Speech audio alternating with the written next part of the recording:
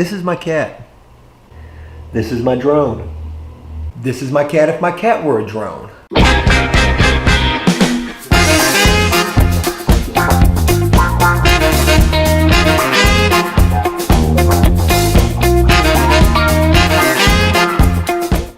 So I ran across this video the other day that was kind of disturbing and also interesting at the same time. This guy literally took his dead cat and turned it into a drone. What? What the fuck?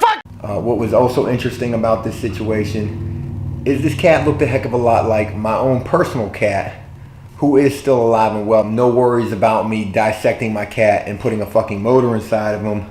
Also, just recently got my hair cut by a good friend of mine who came home from being locked up. I actually knew this guy from prison.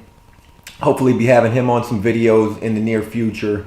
Folks, before I got my hair cut, I actually looked like a freaking homeless guy or Crazy Wild Bill. My buddy came over and was actually, well, he brought me back. I mean, literally I said I looked like I was homeless before, and now I look. Bitch, I look good, bitch, I look good. Bitch, I look good, bitch, I look good. I look good.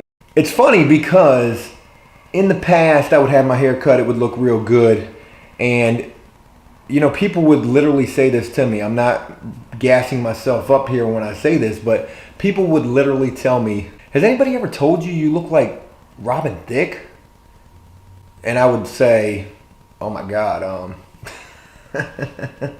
shit, I hear that all the time. But that was then, this is now. So I went from this looking like Robin Thicke to now this, which I feel like I look more like, I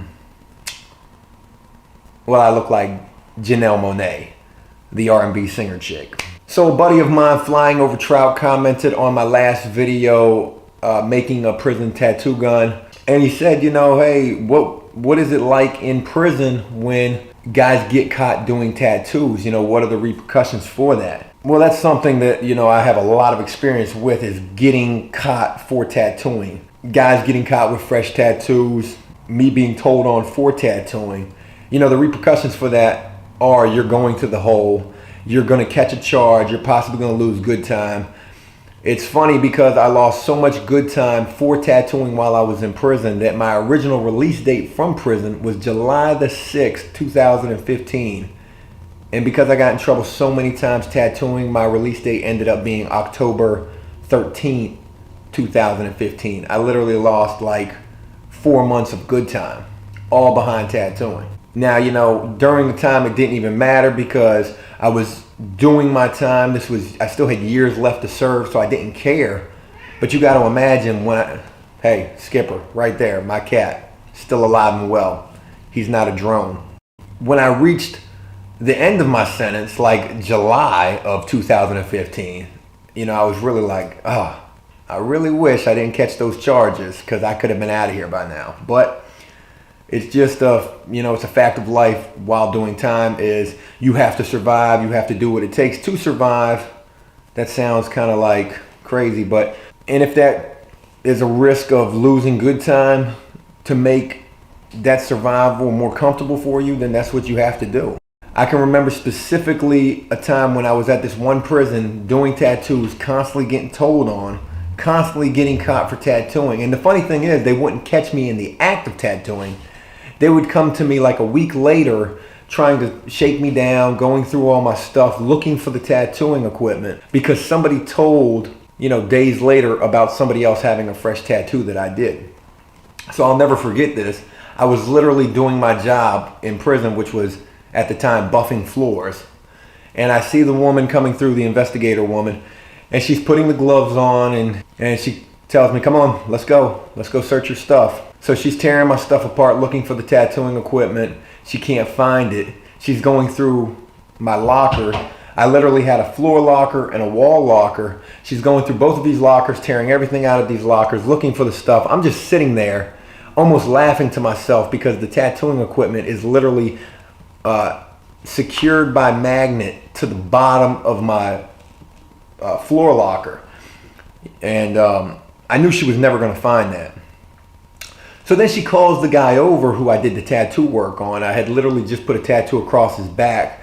that said, loved by few, hated by many, or some shit across his back in these real fancy letters. So she calls the guy over, she tells him to take his shirt off. I'm sitting in the chair, and she's looking at the tattoo, and she's like, oh my God, that's nice, that's real nice. What does that say? What does that say? And she's asking me this, what does that say?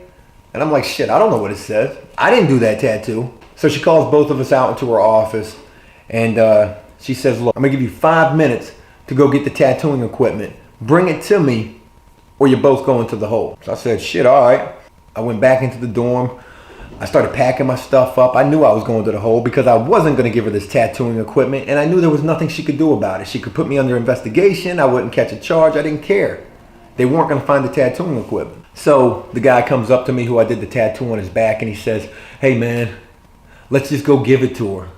You know, she's not going to give us a charge, and we can always get more tattooing equipment. Now, you can make tattoo guns and ink while in prison, but it's not easy to just make it again once you already have it. I mean, it takes time to acquire the motor, and you have to burn stuff to make ink. You have to get soot.